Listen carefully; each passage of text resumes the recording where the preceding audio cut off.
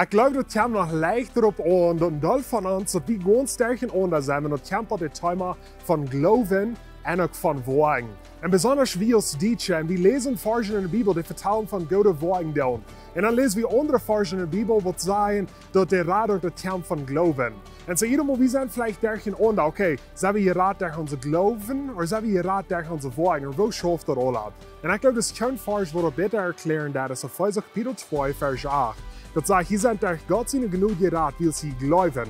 Das ist nicht durch jene Wagen, das ist ein Geschenk von Gott. So der erste Part hier merkt das ganz klar, dass es durch uns Glauben an Jesus Christus, dass wir Radung kriegen. Das ist ein Geschenk und das ist nicht durch unsere Wagen. Wenn dann Vers wieder sagt, dass du denkst, dass wir mit Christus Jesus verbunden sind, hat Gott uns nie geschaffen und einen Stand versagt, dass wir Gott tun können. Nur weil wir auch noch leben. Und so, in Wirklichkeit, Gott hat uns gemerkt, dass wir Gode Wagen tun. Und so, wir sind gerade durch uns Glauben, ob er gemerkt für Gode Wagen.